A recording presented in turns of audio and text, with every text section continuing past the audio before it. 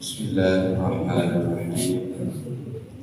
Assalamualaikum warahmatullahi wabarakatuh.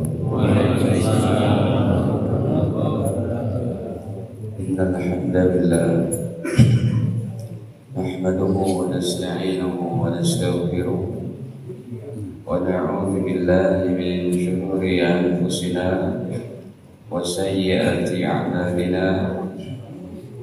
من يهده الله فلا مضل له ومن يضلل فلا هادي له أشهد أن لا إله إلا الله وحده لا شريك له وأشهد أن محمدا عبده ورسوله لا نبي بعده اللهم صل وسلم على نبينا محمد وعلى آله وصحبه ومن تبعهم بإحسان إلى يوم القيامة أما بعد قال الله تعالى في القرآن الكريم يا أيها الذين آمنوا اتقوا الله حق تقاته ولا تموتن إلا وأنتم مسلمون. Alhamdulillah, para hadirin kaum muslimin muslimat jamaah Masjid Al-Ansar yang sama-sama dirahmati Allah Subhanahu wa taala. Sebelumnya marilah senantiasa kita panjatkan puji syukur hanya kepada Allah atas segala limpahan nikmat-Nya kepada kita, terutama sekali nikmat iman, nikmat Islam dan sehat afiat.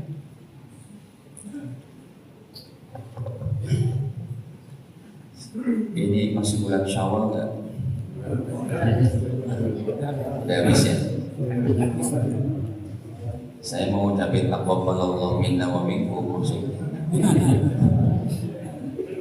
Semoga Allah terima amal-amal kita di bulan Ramadan. Tapi untuk bulan depan saya mohon izin ya, saya libur dulu karena 7 Mei nanti saya berangkat bawa jamaah haji maksudnya. Jadi 1/4 bulan depan tanggal berapa? Tanggal 27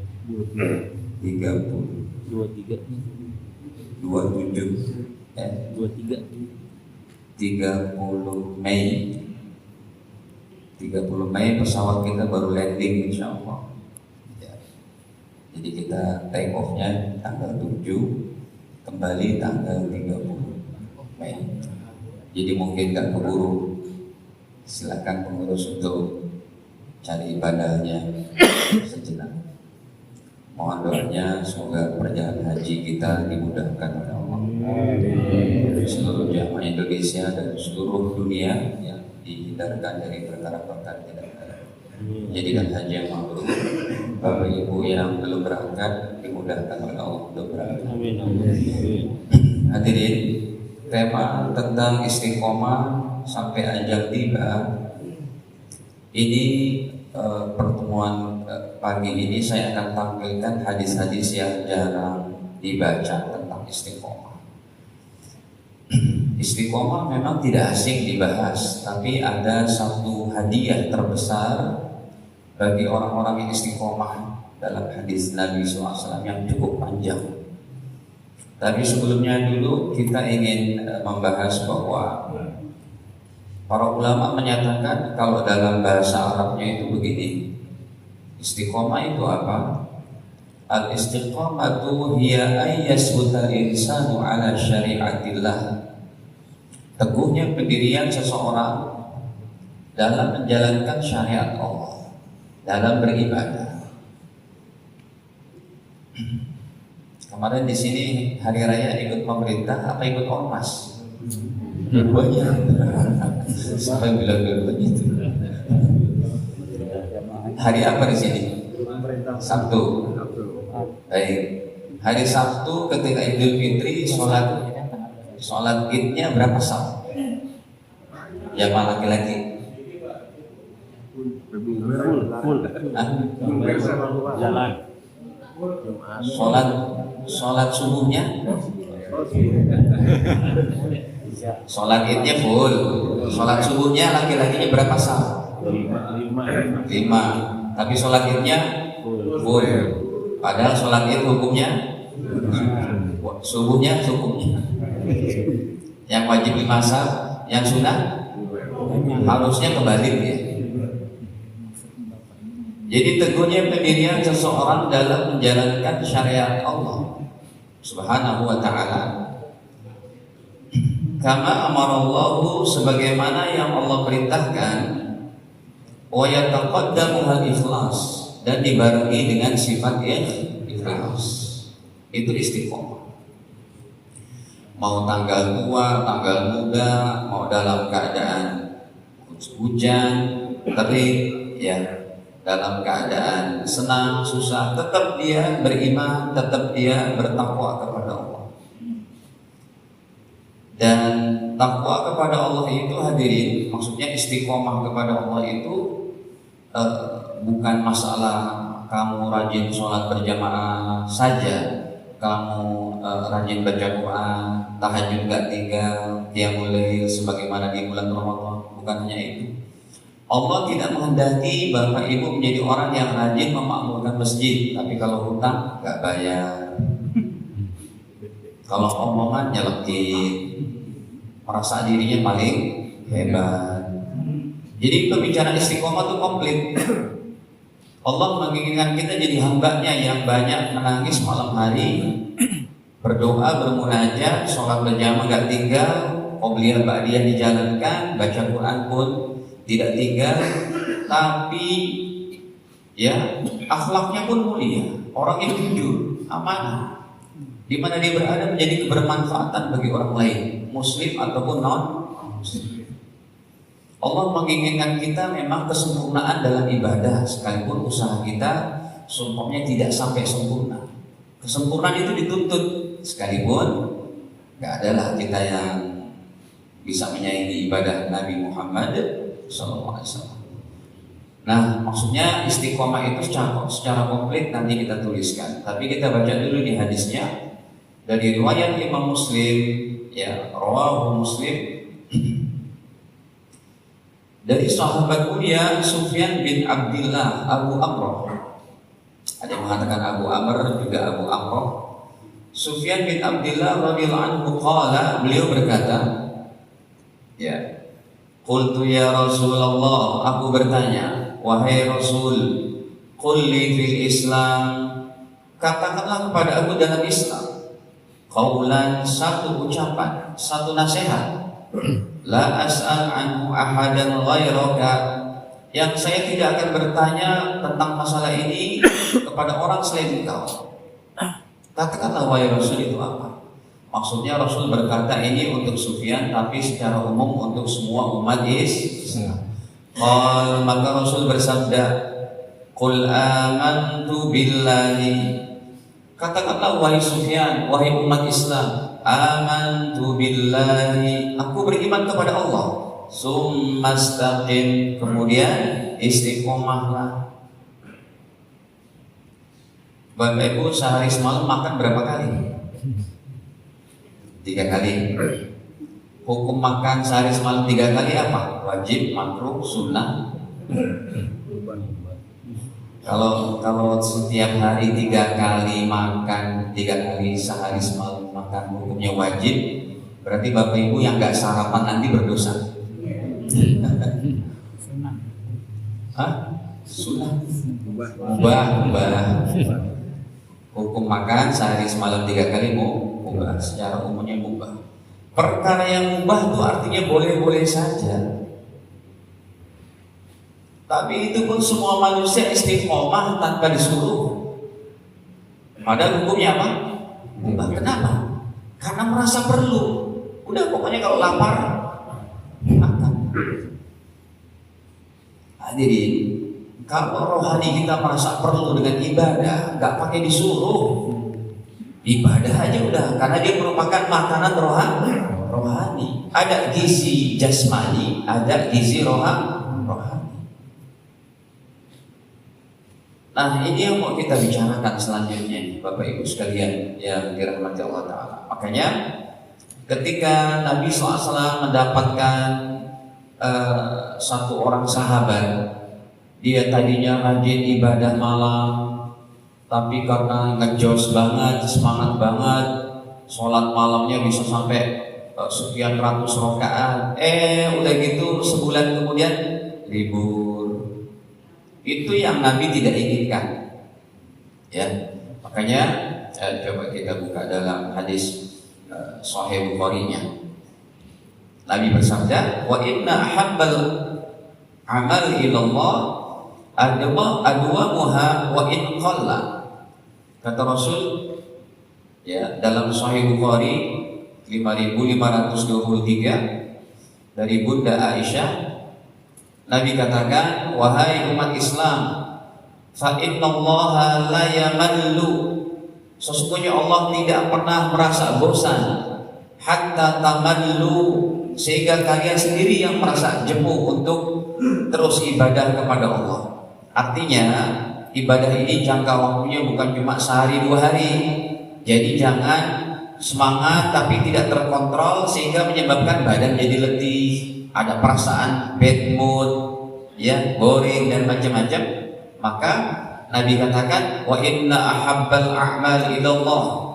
Dan sesungguhnya amal yang paling dicintai oleh Allah Ta'ala, madama, yang paling dawamnya, yang paling berkesinambungannya, yang paling berkelanjutannya, wa in qalla, sekalipun sedikit.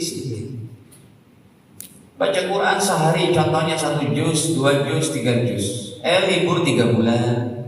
Mendingan baca selembar 2 lembar tapi istiqomah. Apalagi kalau Anda bisa 1 juz istiqomah.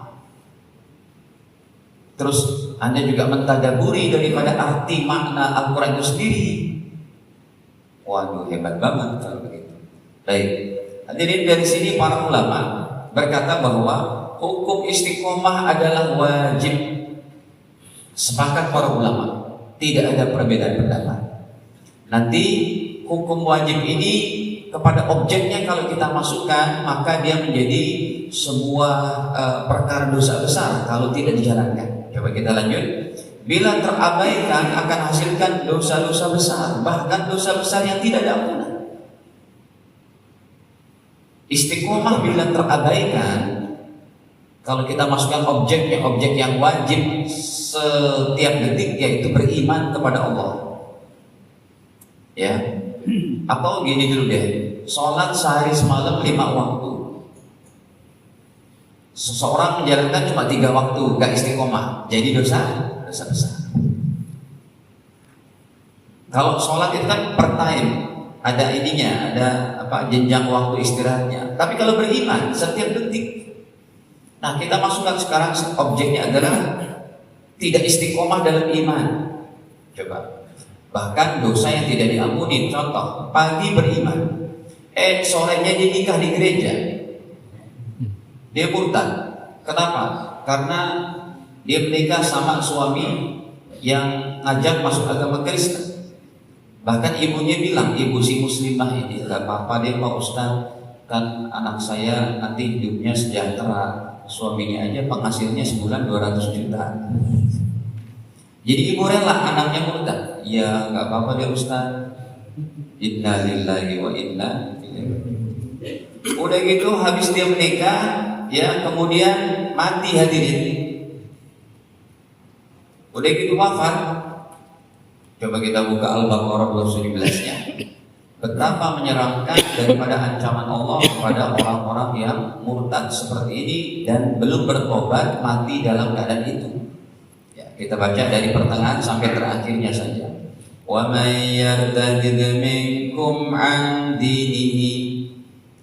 Wa man, dan siapa orangnya yartadid, yang murtad, minkum, di antara kalian, an dinihi, dari agama Islamnya, fayamut, maka kalau mati, wa huwa kafir, matinya mati apa? Kafir. Orang kafir siapa? Qul ya ayyuhal kafirun la a'budu, saya tidak menyembah ma ta'budun, Tuhan yang kamu sembah, wala antum 'abiduna ma a'bud, dan kalian tidak menyembah Tuhan yang saya sembah. Kalau sembahan kamu dan sembahan saya berbeda dalam terminologi akidah kita, maka Anda disebut kafir. Jadi kafir ini bukan orang jahat, kafir bukan orang yang rampok, yang ini bukan itu dulu. Kafir adalah orang yang tidak beriman kepada siapa? Allah. Apa itu? Kafir orang yang tidak beriman kepada Allah. Jadi kalau dia murtad, mati dalam keadaan kafir, kita lihat tuh, fayamut. Kok bisa Allah firmankan kata-kata kemudian dia mati? Karena kalau udah mati, udah gak ada harapan lagi, Pak. Ada beberapa ayat kalimatnya dia kafir, dia murtad, mati. Berarti kan tidak istiqomah. Pagi beriman. Kalau tulisan ini sih saya contohkan dari tulisan saya aja tuh. Contohnya pagi beriman, sore nikah di gereja, murtad, mati. Makanya kita berikan dalilnya. Nih, wahwal kafir, mati dalam keadaan kafir. Apa? Firman Allah selanjutnya.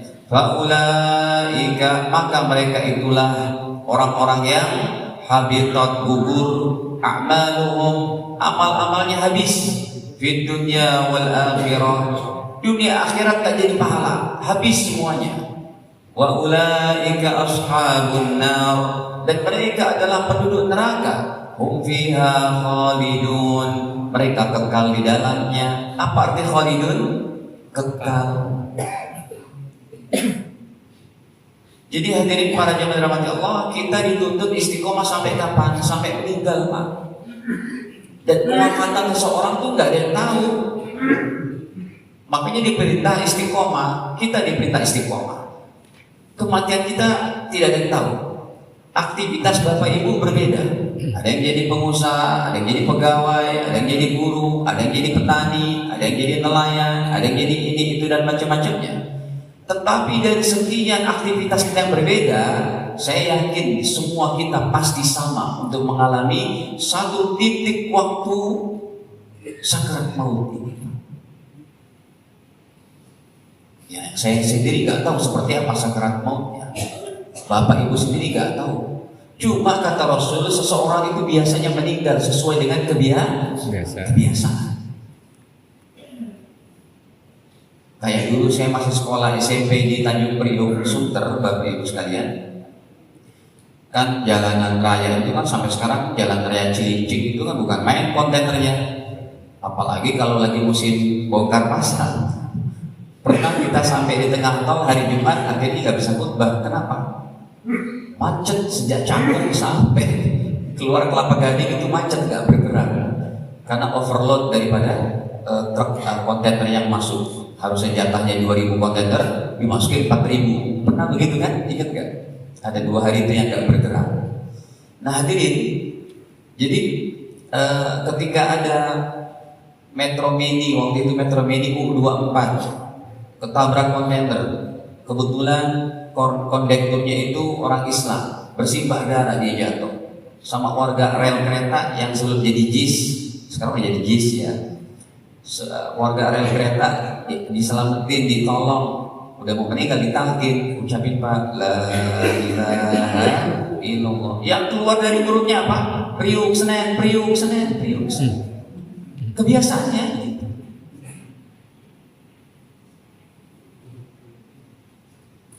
Hadirin para jamaah yang dirahmati Allah Ta'ala, coba kita lihat lagi. Contoh, pagi beriman, sore kafir. Ini pun kata-katanya dari Allah Ta'ala, pakai kata-kata mati. Ya Allah, Bapak Ibu, hidup di dunia sementara, ya susah-susah sebentar, senang-senang sebentar, sedih-sedih sebentar, tertawa-tertawa sebentar, banjir-banjir sebentar. Emang banjir di BSK setiap hari? Enggak lah, gitu. Banjir sebentar, nanti adem lagi, nanti apa lagi, nanti hujan lagi. Kita pun sekarang udah musim panas nih. Kalau di medsos orang-orang bilang netizen itu Bekasi punya 10 matahari gitu. Sampai ada yang buat kontennya itu ya, dia masak telur gitu, gak jalan telurnya matang gitu. Ya, ada satu konten kreator kayak begitu untuk menyatakan bahwa Bekasi panas banget. Ya sebentar aja sih Bapak Ibu. Kalau mau enak selamanya, kita rilis dari sekarang. Kita buat planning itu, kita planningkan dari sekarang supaya kehidupan kita enak selamanya di mana? Di surga Allah Ta'ala. Sebelum meninggal, sebelum surga aja Pak, nanti Bapak Ibu sekalian kita akan perlihatkan hadis yang begitu hebat. Tapi sebentar, kita terjemah ini dulu. Hadis riwayat sekarang ayatnya Ali Imran, dia mati kafir, satu lagi deh ya. Baru nanti kita masuk kepada hadisnya. Nih, innal ladzina kafaru, sesungguhnya orang-orang kafir, wa matu wa hum kufar, yang mati. Allah pakai kata-kata mati, murtad, yang kafir, mereka mati dalam keadaan wa hum kufar, dalam keadaan kafir. Ustaz, kenapa yang tadi kafir, yang ini kok kufar? Kalau kafir itu bentuknya singular, bentuknya apa? Tunggal. Kalau kufar bentuknya apa? Jamak. Plural apa? Jamak. Kafir, kafironi, kufar, kafirun. Gitu perubahan bahasa Arab grammarnya. Siapa yang mati kafir, kata Allah, falan yuqbala min ahadihim, tidak akan aku terima, kata Allah, salah seorang di antara mereka mil'ul ardi dhahaban, sekalipun punya emas sepenuh bumi, walau iftada bihi, dan dia coba untuk membayar dosa-dosanya dengan bihi. Bihi ini kembali kepada emas sepenuh bumi. Kamu mau tebus dosamu dengan emas segede bumi, di akhirat enggak bakal aku ampuni dosamu kalau kamu mati dalam keadaan kafir. Berarti kalau emasnya sepenuh bumi, jalanannya emas, pohonnya emas, Masjid Al-Ansor emas, gunung-gunung emas. Tapi kan mustahil, ini kan hiperbola aja, perumpamaan dari Allah yang gak bakal ada orang punya kekayaan seperti itu dan dia mati kafir, gak bisa ditebus. Makanya Bapak Ibu sekalian, orang yang beriman kepada Allah, dia sudah memiliki amal paling afdal. Hormati itu.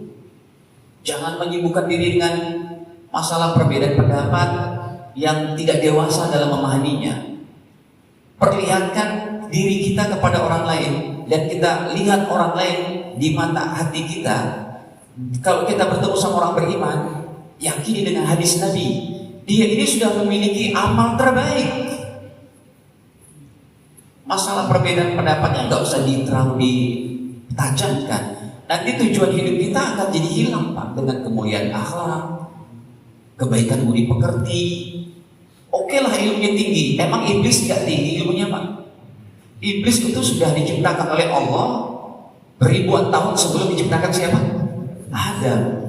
Kenapa iblis berada dalam surga? Karena memegang kunci-kunci yang terpercaya oleh Allah.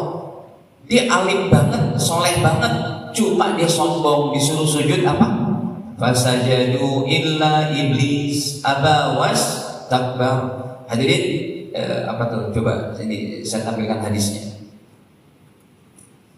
Ceritanya begini. Hadis apa sih tadi sampai?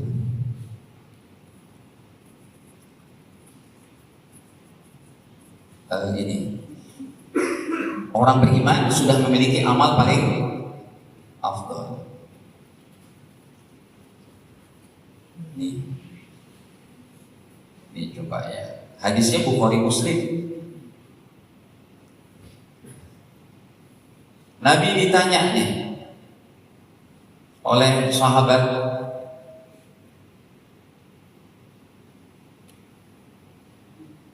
siapa sahabatnya? Sahabat Abdullah bin Umar. Hadisnya muttafaqun alaih nih Bapak Ibu, muttafaqun alaih, Bukhari Muslim. Apa kata Nabi? Su'ilan Nabi sallallahu alaihi wasallam, baginda Nabi ditanya oleh seorang sahabat, ayyul amal afdal? Ya Rasul, amal apakah yang paling utama? Rasul enggak jawab puasa, sholat, zakat, haji dulu, tidak, tapi apa? Rasul menjawab, imanun billahi wa rasulih. Amal yang paling afdal adalah beriman kepada Allah dan Rasulnya. Jadi setiap orang Islam, Bapak Ibu, setiap orang beriman sudah memiliki amal yang paling afdal. Hormati itu. Ya, apalagi kalau kita kaitkan kepada hadis yang lain. Orang beriman satu orang di dunia ini saja yang paling sederhana, kalau dia masih ada, haram datangnya hari kiamat. Allah aja respect kepada satu orang beriman kayak gitu, Bapak Ibu. Kan banyak tuh hadis kayak begitu yang mungkin udah sering saya sampaikan. Coba saya buka lagi. Contohnya dalam hadis Sahih Muslim. Tadi Bukhari Muslim, ini kita buka Sahih Muslimnya. Kata Nabi, la taqumus sa'ah, tidak akan bangkit hari kiamat. Tuh, nomor 390 sekian. Kata Nabi, la taqumus sa'ah, tidak akan bangkit hari kiamat hatta la yuqal fil ardi Allah Allah, sehingga di permukaan bumi ini sudah tidak ada lagi satu orang yang mengucapin apa? Allah. Artinya beriman kepada Allah. Jadi orang, kalau masih ada satu orang beriman kepada Allah, dia memiliki amal paling afdal, dia menjadi pasak bumi sehingga kiamat belum bisa berlaku. Ya, begitu Bapak Ibu hebatnya orang beriman. Nah, hadirin para jamaah yang dirahmati Allah, coba kita baca lagi ayatnya tuh. Apa kata Allah selanjutnya? Ulaika lahum adabun alim. Ali Imran 91. Mereka adalah mendapatkan siksa yang sangat pedih karena mati dalam keadaan kafir. Wa ma lahum min nasirin, dan tidak ada seorang penolong pun bagi mereka. Bapak Ibu ingat kalimat ini, wa ma lahum min nasirin. Orang mati yang tidak istiqomah dalam imannya, tidak ada satu orang penolong. Berarti apa? Kalau kita mati dalam iman, kita mati dalam Islam, Rasulullah menolong kita, Nabi Adam sampai Nabi Isa menolong kita, para wali-wali Allah, ulama-ulama soleh menolong kita, guru-guru kita menolong kita, anak-anak kita yang soleh menolong kita, orang-orang tua kita yang soleh menolong kita, tetangga kita, teman kita yang bersahabat di dunia ini dalam kebaikan menolong kita, Al-Quran menolong Bapak Ibu, puasa Ramadan menolong Bapak Ibu, haji umrah menolong Bapak Ibu, sholat 5 waktu menolong kita, sedekah menolong kita. Banyak sekali penolong kita. Bahkan yang tidak ada hubungannya dengan muamalah keseharian kita, yang kita nggak kenal, nggak bisa berinteraksi dengan mereka, Allah buatkan satu syariatnya, mereka pun menolong kita semua, yaitu para malaikat. Emang Bapak Ibu pernah bergaul sama malaikat gitu, ngobrol apa? Hangout bareng gitu, ngopi gitu. Bahkan malaikat pun diperintahkan oleh Allah untuk beristighfar untuk Bapak Ibu. Bahkan dari Al-Quran. Coba kita lihat. Suratnya adalah surat Ghafir, surat ke-40 ya. Pada ayatnya ke-7. Mana sih 40? Ini hurufnya kecil-kecil banget ya. Umur makin bertambah ya. Mata makin apa? Makin rambut gitu. La ilaha illallah. Ada Bapak Ibu ulama-ulama kita kayak Mbah Maimun Subir. Beliau kan umurnya berapa meninggalnya? Hampir 90 tahun yang meninggal di Madinah. Ya. Ditanyakan matanya masih bisa baca Quran saat itu, kenapa? Karena hari-harinya nggak tinggal baca Quran. Termasuk yaitu sih pemberian secara tidak medis ya. Kalau medis sih bukan dari itu kan. Bapak Ibu matanya kan baik, banyak makan wortel gitu ya. Secara medisnya ya, olahraga dan macam-macam. Tapi kalau secara nusratullah dan waibiyahnya, secara pertolongan Allah, diantaranya banyak baca Quran. Nah ini kita lihat kan, hadirin, surat Al-Ghafirnya ayat ke-7. Alladzina yahmiluna al-arsya. Ini para malaikat loh Bapak Ibu. Dan para malaikat yang menggotong arash, wa man haulahu, dan malaikat yang berada di sekeliling arash.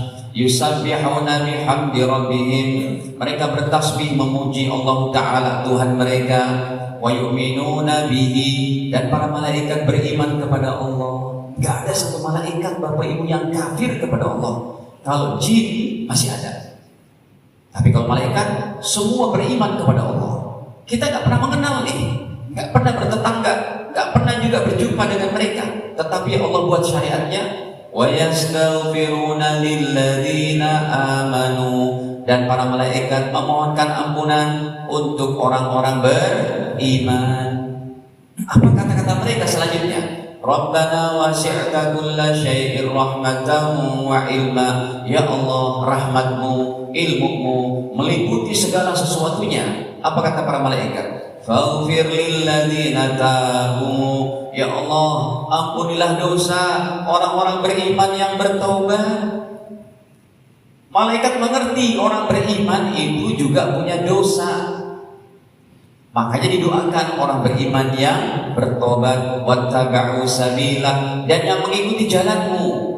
Ampuni dosa mereka ya Allah. Ditambah lagi kata para malaikat, waqihim adzabal jahim. Ya Allah, jauhkan mereka dari siksa neraka jahim. Nah, hadirin, ini poin intinya di sini. Ya. Istiqomah ini secara komplit zahir batin, ya.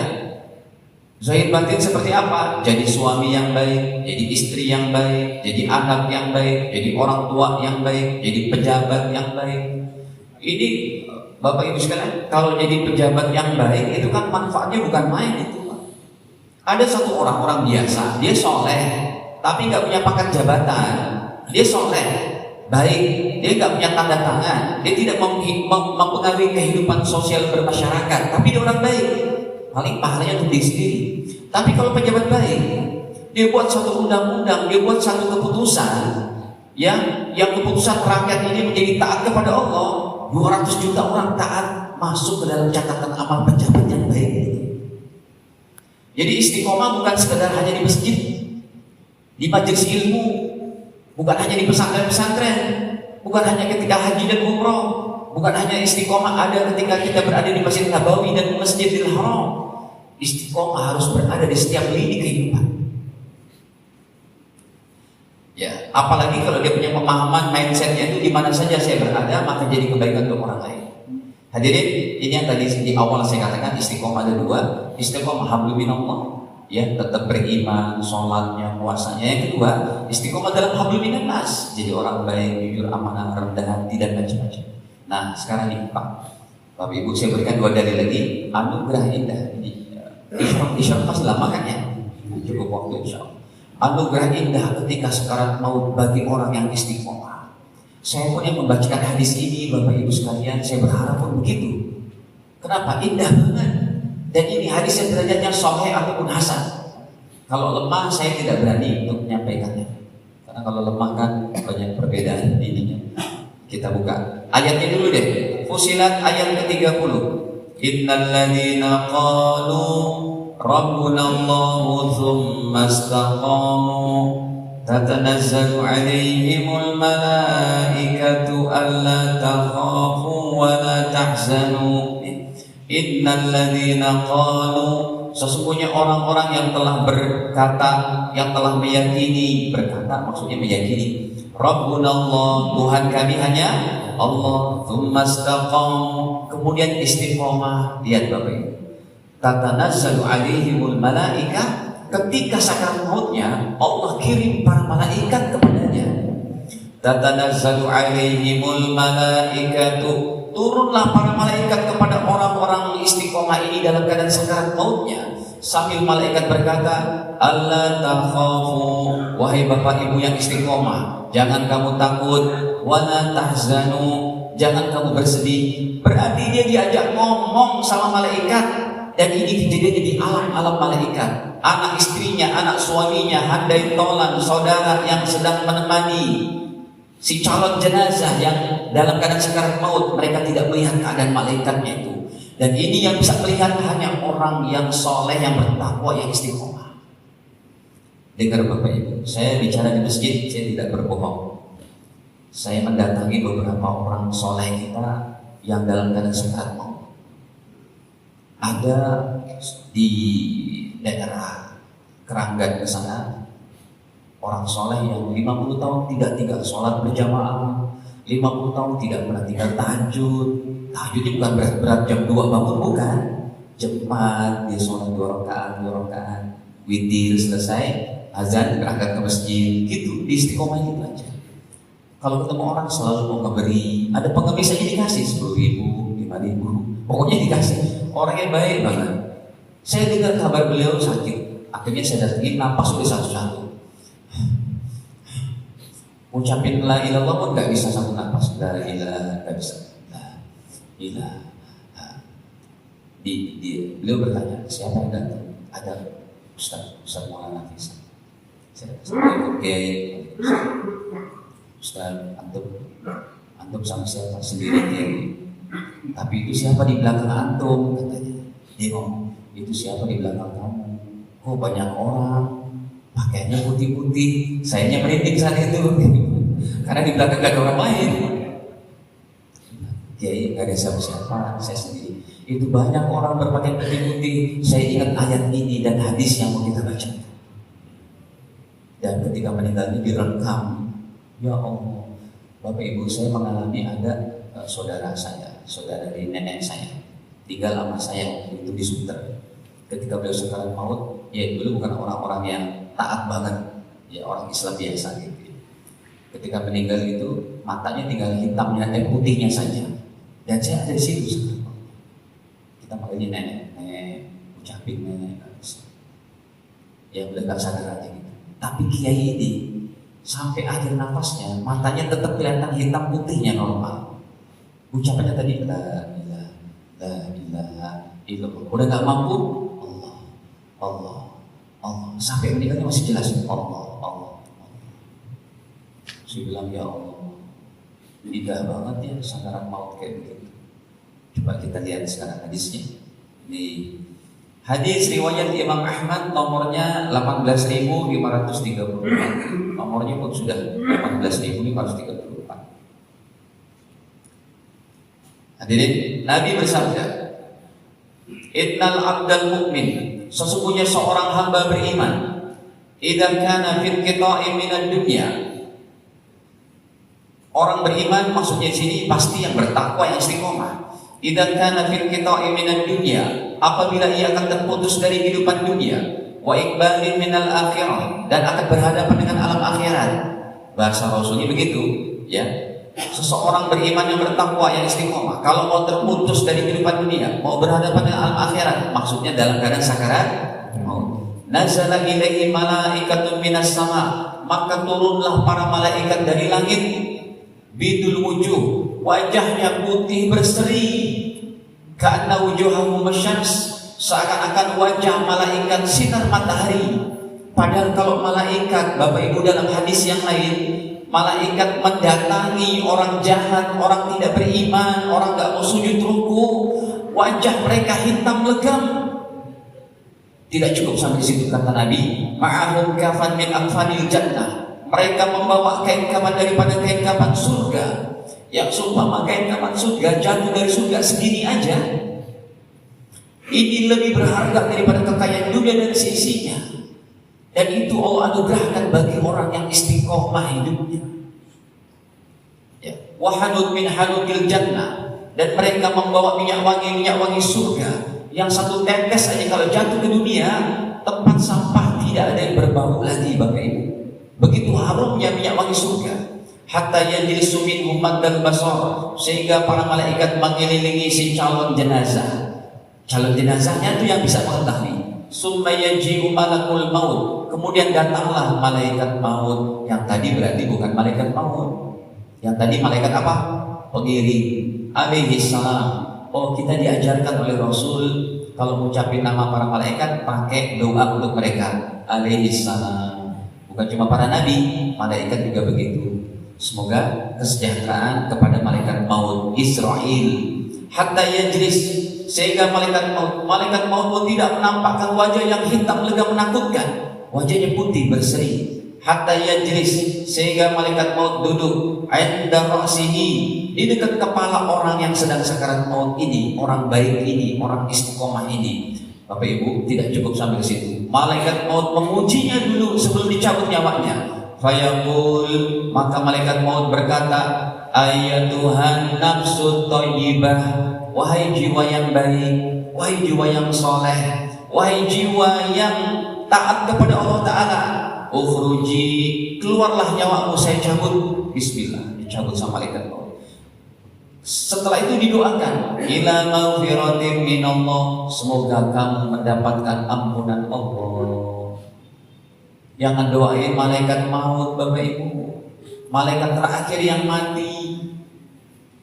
Ketika Allah Subhanahu wa Ta'ala berfirman, kullu nafsin dha'iqatul maut.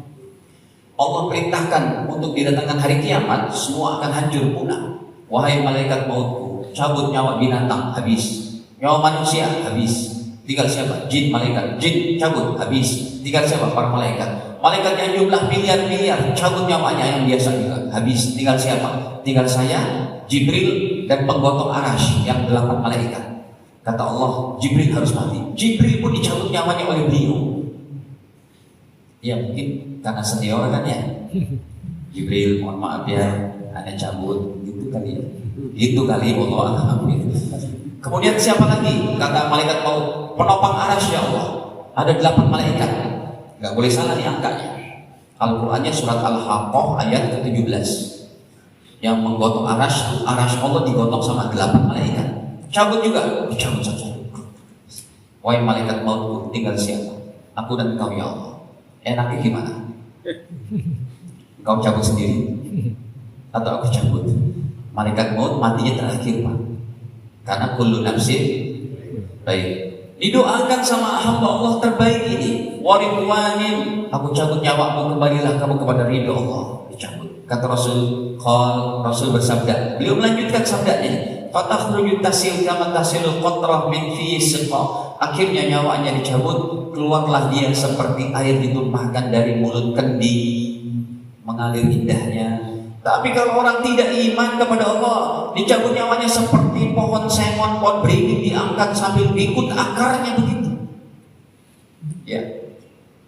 Nah hadirin para jemaah Allah, fayakhuduha, nyawanya diambil. Fa idza akhadaha, setelah dipegang oleh malaikat maut, lam yad'uha, segera dirampas, diambil nyawanya itu.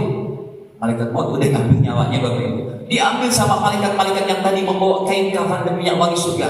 Wahai malaikat maut, serahkan kepada kami nyawa mulia ini. Diambil. Emang kenapa? Perintah Allah. Diletakkan di kain kafan surga. Ini berdasarkan alamnya alam malaikat, alam malakut. Kalau alam manusia namanya alam nasut, ya. Kalau alam ketuhanan namanya alam lahut. Nah hadirin, akhirnya diletakkan di situ, dibungkus dengan kafan surga, ya. Fayaj'alu fi dzalikal kafan, dibungkus dengan kain kafan surga. Berarti ini proses secara alam malaikat. Dimuliakan nyawa kita. Kita masih bisa meraih hadis ini Bapak Ibu, kan masih hidup. Makanya bersyukur banget deh Bapak Ibu yang sering ngaji, yang istiqomah ke masjid, yang gak tinggal berjamaah. Gak rugi Bapak Ibu. Udah kalau kita melihat keadaan dunia ini kan serba apalah, kisruh ya. Udah bensin naik gitu. Untung udah gak pakai pajero Pak, 23.000 kan. Hadirin, wabidzalika hanut. Kemudian kain kafannya pun apa? Kain kafannya dibaluri dengan minyak wangi surga. Wa yakhrut minha ka'atyab namhati misik, sehingga keluarlah dari nyawa yang mulia ini harum minyak kasturi yang paling harum. Wujidat ala wajil ardi, yang ditemukan di seluruh penjuru dunia. Wangi banget. Kemudian fayas'aluna biha, nyawanya tidak cukup sampai di situ. Ini jenazah mungkin pipinya masih hangat, tangannya masih hangat, baru apa? Meninggal, tapi nyawanya udah dipegang oleh para malaikat. Dibawa lagi, banggakan di langit pertama, kedua, sampai langit ketujuh. Fala yamuruna biha, ya'ni ala malakin, tidaklah iring-iringan ini melewati para malaikat. Bapak Ibu, di angkasa ini banyak malaikatnya. Langit pertama penduduknya banyak malaikat, langit kedua sampai langit ketujuh. Setiap iring-iringan ini sampai kepada mereka mencium dan mereka berkata, qalu ma hadza ru'at-thayyib, wahai para malaikat, ini nyawa siapa yang harum banget? Dijawab oleh malaikat maut dan malaikat pengiring, fulan bin fulan, ini nyawa bapak fulan bin fulan, ini nyawa ibu fulanah binti fulan, yang mereka istiqomah. Disebutkan nama-namanya. Singkat cerita sampai langit ketujuh. Sehingga sampailah langit ketujuh, Allah berfirman, Apa kata Allah? Uktubu kitaba abdi fi illiyin. Wahai hamba-hambaku para malaikat, catatlah hambaku yang soleh ini, catatlah di tempat penyimpanan, yaitu nama-nama orang soleh namanya illiyin. Makanya Bapak Ibu, kenapa orang-orang bertakwa meninggal senyum? Nyawa, kenapa sebabnya? Karena terlepaslah dengan kepenatan dunia, dan nyawa mereka dikumpulkan bersama nyawa orang-orang soleh, bersama nyawa Nabi Muhammad SAW, bersama nyawa para sahabat, para anbiya, para orang-orang soleh, dan orang tua kita yang meninggal dalam keimanan. Nyawa kita kalau meninggal dengan kata-kata ini Bapak Ibu, tidak dikumpulkan dengan nyawa Fir'aun, Qarun, Haman, Abu Jahal, Abu Lahab, Namrud, Abraham. Tidak. Ini yang mau kita kejar. Baik, kemudian apa kata Allah? Wa'idu ilal ard. Kemudian wahai para malaikatku, kembalikan nyawanya dari langit ketujuh ke tanahnya. Karena prosesi memandikan, mengkafankan, mensolatkan sudah berlaku, sekarang dikuburnya. Kata Allah, kembalikan nyawanya ke jasadnya. Fa inni minha khalaqtuhum, karena dari tanah aku ciptakan, wa fiha u'iduhum, kepada tanah aku kembalikan, wa minha ukhrijuhum taratan ukhra, dan dari tanah saya akan bangkitkan sekali lagi nanti pada hari kiamat. Kemudian Rasul melanjutkan sabdanya, fatu'adu ruhuhu fi jasadi, maka rohnya dikembalikan ke jasadnya. Bapak Ibu perhatikan, rohnya dikembalikan ke jasadnya bukan berarti hidup kayak begini di kuburnya, tidak. Hidup di alam kuburnya, maksudnya arwah di dunia ini mengikut hukum badan. Bapak Ibu kenapa bisa menggerakkan tangan, memandang, berjalan? Kenapa? Karena arwah mengikuti hukum badan. Bapak Ibu bisa melihat arwah-arwah Bapak Ibu? Pak, bisa lihat bentuknya kayak gimana? Mereka mengikuti hukum badan. Nah, ketika Rasul bersabda, kemudian dikembalikan nyawa ke jasadnya, bukannya hidup kayak begini lagi kuburnya, tapi badan mengikuti hukum jasad. Kalau dia meninggal, badan mengikuti hukum jasad. Nah, fayatihi malakan, datanglah dua malaikat mungkar nakir di kuburnya. Sengaja Allah kembalikan proses kayak begitu supaya dia menjawab daripada pertanyaan alam kubur. Karena jasad nggak bisa berbicara, udah mati. Yang bisa menjawab apa? Arwahnya. Akhirnya ditanya, man rabbuka, wahai hamba Allah, siapa Tuhanmu? Dia menjawab dengan lantangnya, Rabbi Allah, Tuhanku Allah. Wa madinuka, apa agamamu? Dia menjawab, dinil Islam, agamaku Islam. Ma hadzal rajul alladzi bu'itsa fikum, ini nabi siapa yang diutus di tengah-tengahmu? Dia menjawab, wa Rasulullah, itu nabi kami, Nabi Muhammad SAW. Ditanya lagi, wa ma ilmuka, apa yang kamu pelajari? Bagaimana ilmumu? Apakah kamu baca Quran? Atau kamu cuma belajar tentang sains dan teknologi aja, nggak pernah ngaji ilmu agama? Makanya menjawab, qara'tu kitab Allah, saya baca Al-Quran, fa'amantu bih, saya imani, wa shaddaqtu, dan saya benarkan. Hadirin, apa kata Allah setelah itu? Lihat, kata Allah, fa'afrishuhu minal jannah, wahai para malaikatku, hambaku ini sudah benar. Sekarang bentangkan permadani dari surga untuk tempat tidurnya di kuburnya. Kita melihat kuburan bapak ibu kita, aduh papa mama kesiannya, baru kemarin malam tidurnya di kasur yang empuk, sekarang sudah beralaskan tanah liat. Bahkan di Permira, dekat rumah saya, kuburan Permira, baru digali 1 meter aja udah keluar apa? Air menggenang. Bapak ibu sekalian, tidak, kata Allah, berikan dia permadani tempat tidurnya dari surga. Kemudian kata Allah, walbisu minal jannah, ganti itu kain kafannya yang dibeli di pasar apa kalau BSK belanja kain kafan? Masa di mall? Pasar Kranji. Ganti itu kain kafannya dengan baju surga di kuburnya. Waftahu lahu baban ilal jannah, wahai para malaikatku, bukalah satu jalur pintu dari surga menuju kuburan hamba-hambaku yang soleh seperti ini. Jadi Bapak Ibu umat Islam, orang beriman yang udah meninggal sejak zaman Nabi Adam sampai detik ini, nggak susah mereka di kuburnya, nyaman. Ya udah menanti hari kiamat ribuan tahun, nyaman di kuburnya. Akhirnya fayatih min rawhiha, datanglah ke kuburnya rasa nyaman, wa tibiha, harum semerbak, wa yubsalahu fi qabri madda basori, kemudian kuburannya diluaskan oleh Allah sejauh mata memandang. Kita yang melihat dari atas kuburan, aduh kasihan bapak ibu, kuburannya cuma semeter kali 2 meter. Kata Allah tidak, sejauh mata memandang. Akhirnya nilai pakai. Wa ya'tihi rajulun hasanul wajah. Datanglah laki-laki yang berwajah ganteng, hasanul siyab, berpakaian baik. Kalau jenazahnya perempuan solehah, datanglah wanita-wanita cantik ke kuburnya si almarhumah. Kalau laki-laki yang soleh, datanglah orang-orang berwajah ganteng. Thayyibur rih, pakaiannya indah, baunya sangat semerbak. Sambil mereka berkata, "Absyir, wahai mayit, wahai bapak ibu yang istiqomah, bergembiralah kamu billadzi yasurruk." Inilah yang membuat kamu jadi bahagia ketika matimu. Hadza yaumuka alladzi kunta tu'adu. Inilah hari yang Allah janjikan untukmu. Saking keheranannya, si mayit bertanya, "Man anta?" Apa arti man anta? Siapa kamu? Who are you? Gitu. Kamu siapa? Kenapa kamu datang ke kuburku? Kamu siapa? Kamu siapa? Kamu siapa? Kamu siapa? Fawa juga wajhu yajubil khair. Wajahmu itu loh menampakkan kebaikan. Wajahmu tuh membawa kabar baik, enak banget dipandangnya. Kalian siapa? Kenapa datang ke kuburku? Mereka menjawab salah satunya, "Ana amaluka sholeh." Saya adalah amal solehmu. Yang ini saya sholatmu. Yang ini saya puasamu. Yang ini saya sedekahmu. Yang ini saya baca Qur'anmu. Yang ini saya akhlak baikmu. Yang ini saya inimu. Semua kami berkumpul di sini untuk menjaga kamu daripada himpitan kubur. Kami adalah amal-amal solehmu yang menjelma jadi teman-teman kamu di alam kubur. Gak ada kalajengking, gak ada ular sejauh akrok, gak ada pentungan dari gada besi yang ada dalam Sahih Bukhari. Tinggal nikmat-nikmat saja di kuburnya. Saking senangnya di alam kubur, si jenazah berkata, "Robbi, ya Allah Tuhanku, kalau di kubur ini udah enak banget, aqimis saah. Kalau gitu cepetin deh ya Allah, bangkitkan hari kiamat." Kenapa emang Pak? Mau cepet-cepet kiamat?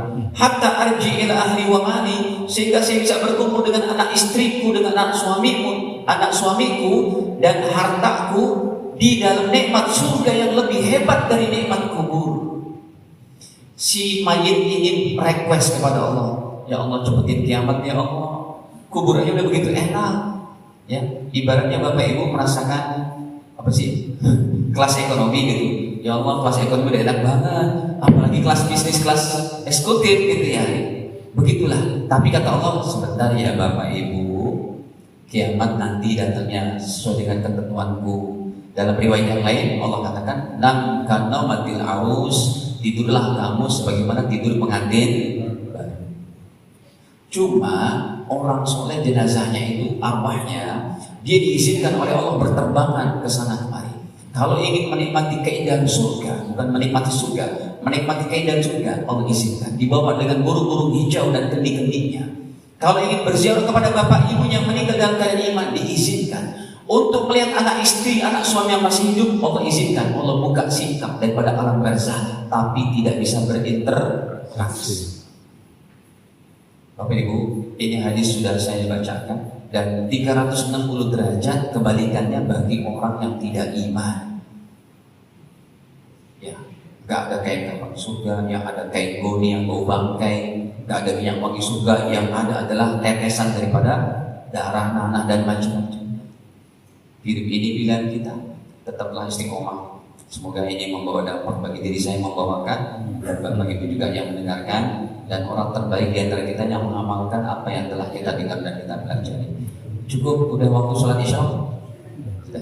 Ini saja, dan kita akhiri dengan sama-sama baca kafar majelis. Subhanakallah bihamdik, asyhadu an la ilaha illa anta, astaghfiruka wa atubu ilaik. Wassalamualaikum warahmatullahi wabarakatuh.